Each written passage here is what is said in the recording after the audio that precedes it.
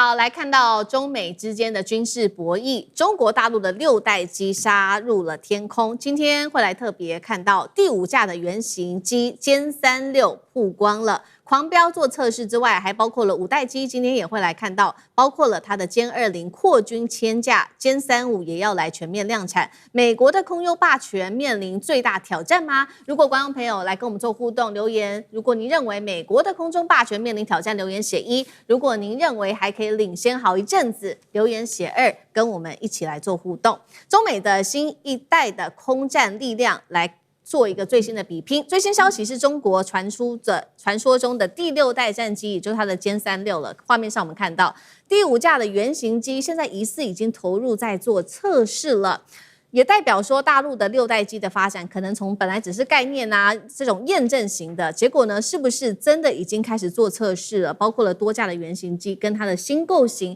都已經到了驗證的階段了嗎？好，今天趕快來看到殲36有哪些細節，等一下也就這些細節跟戰力的部分，請艦長來帶觀眾朋友稍微做一個深入的解析。首先是它有這個無尾翼的一個逆蹤設計。它取消的是傳統，它是這種垂直的尾翼，它現在沒有了嘛，也代表它的這個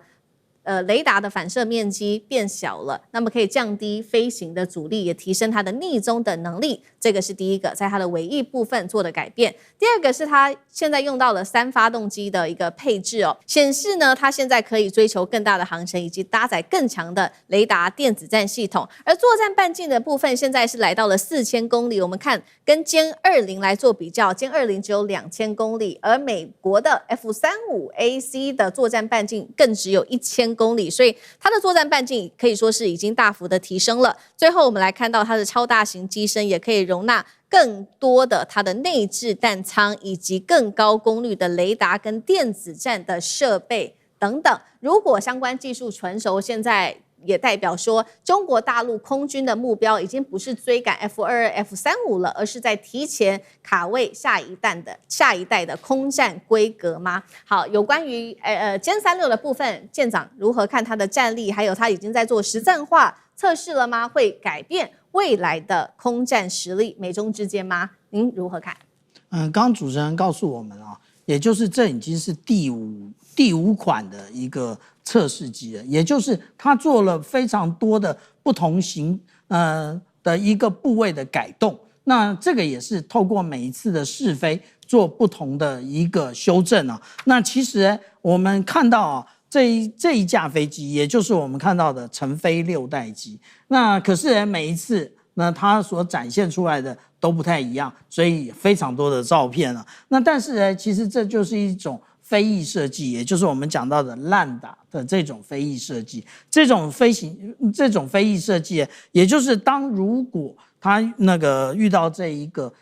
雷達波從正面而來的話，那其實它不會像以前無論是三角翼或者是這種器型的機翼的話，它都會進行反射，它都直接的向後折射。這是為什麼使用飛翼造型的一個最大的特點。另外，沒有垂直尾翼的話，那個垂直尾翼原來也會造成非常大的一個雷達截面積，現在也可以進行收斂。那這個第五架原型機，它反而改得更像我們剛剛看到的那一架，第一架的原型機。為什麼？因為它其實把原來它的一個排氣口做了更多的收斂。那這個收斂的原因在於說，它想要減少這一個紅外線的一個反應的那個溢出，也就是當現在我們看到它其實大家一直講逆蹤戰機，那它其實不隱形啊，那它是逆蹤。那逆蹤它除了我們講到的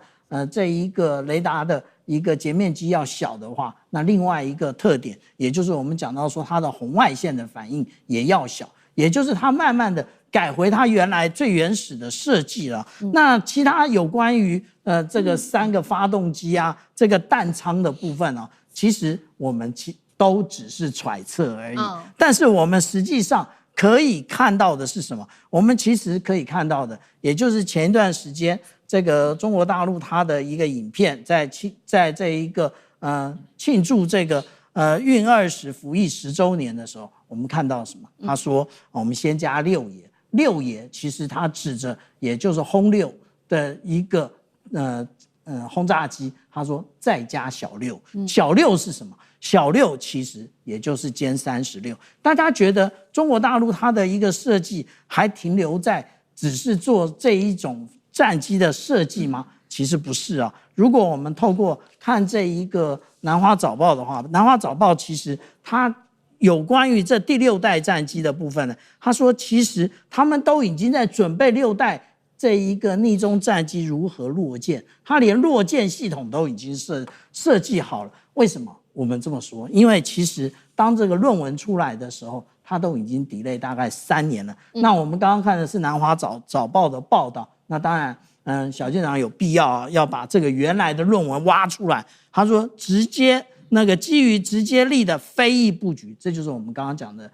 6代機啊。那艦載機精確着艦控制，那這個是在航空學報上面。而且呢，我們看到這一個部分，那如果說我們來看實際的畫面，我們來看到他的畫的這張圖，你覺得他在隱喻哪一架飛機？當然就是殲36，而不是殲50。那他這樣的一個設計着艦呢，所以它是不是來搭配004的一個航空母艦的部分？而且這個是我們可以繼續觀察的。而且我們繼續看的話，它模擬到了6級海象，而且它這一個整個着艦的位置在第3號阻攔索的部分，它是以公分作為誤差計算的。這個也就是我們常常在講啊，大家有人說，都是美國做 PPT， 然後中國大陸來實現，但是6代機美國沒有 PPT 啊，美國的 PPT 其實也不是完全沒有了，它的 PPT 是這一架聖誕樹，也就是我們所看到的之前在51區看到的 F-47，但是這是波音1990年代的設計。好，剛剛看到的是殲36它的一些細節哦，但是現在還沒有正式的服役前，我們也要來看到說，未來中國大陸的空戰，如果說就是它的6代機搭配五代機的話，又會如何來同步推進它的空優的實力？好，所以現在來看到有關於5代機，我們看到2款，第一架是殲20，他說它的數量已經突破了500架的規模，甚至朝2030年1000架目標邁進，所以量產的部分現在看起來是可行的。第二件事情就是殲20它的升級的部分，包括了它的機背結構、氣動還有電子系統進一步升級。最重要的是，它現在搭配的是涡扇15發動機，可以提升它的推力跟超音速的巡航能力。第二架飛機，带光朋友來看到的是殲35了，現在說被拍到大量的綠皮機做測試，是不是也進入了量產階段？那如果我們做一個統整，5代機加6代機，也就是殲20開始，它主要負責高端制空、遠程突襲；殲35中程的多用途作戰。最後是 CG 下面這一架這個是殲36，會成為下一代的空戰平台。5+6會如何縮小跟美軍在空優實力上面的差距？那委員怎麼看？對，我想大家就可以看得到哦，中國大陸在這個戰機發展的這個路徑跟步驟哦，就是第5代在服役，第6代已經在試飛，那麼第7代可能就在做研究了哦，所以它是有節奏的，不斷的在推進它的這個空優的這樣的一個這個戰力哦。那麼目前為止我們所看到的，我們先不要講第6代，就先講第5代好了。就我給大家一個數字哦，美國在全球的第5代戰機大概就是2款嘛，一款就是 F-22，一款就是 F-35。F-22目前為止它在全球大概有180架哦，那麼 F-35它在全球有800架，那麼這是它全球的部署哦。我說過，因為美國大家看起來這數量很多，可是大家不要忘了，因為美國管得又寬又廣，就差沒有管到宇宙去了，所以全世界各地都有美軍各式各樣的基地哦。那我們就不要看別的地方，就看亞洲就好了。美國的第5代戰機在亞洲部署了多少？美軍自己可控的FS-22加 F-35，在它亞洲各地的基地，包含日本好幾個空軍基地，大概加起来整個亞洲地區，它大概有100到130架是美軍自己可控的。如果你把这个亞太盟國美國的盟國什麼南韓啊，這個各地的這個盟國的 F-35的這個或 F-22都加起來，大概有130到150架。所以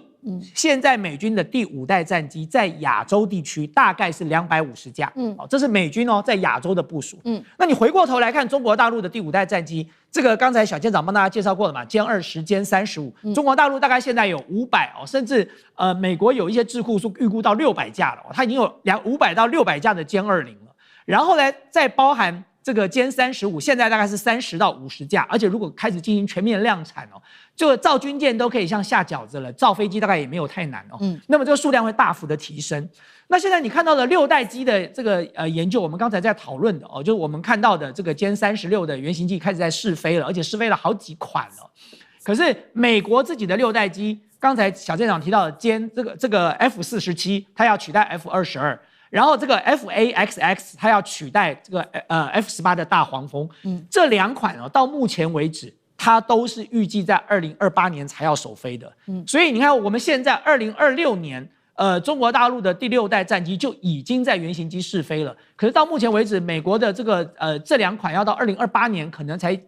可以進行穩定的首飛。那回過頭來講我覺得最重要的關鍵不是數量問題，還是我回到上一題跟大家講的，這是主客場的問題。就中國大陸沒有打算去侵略美國。現在如果這個中美會發生衝突，那一定是在西太平洋，那一定是在中國大陸自己的門口。所以主場是中國大陸，客場是美國。所以美伊戰爭就是一個最好的案例啊。現在不是說你全球有多少戰鬥機，你就有壓倒性的空軍優勢，沒有的。當你是客場的時候，那就是另外一回事了。所以更不要講說美軍在亞洲只部署了最多就250架了。就如果一旦發生衝突，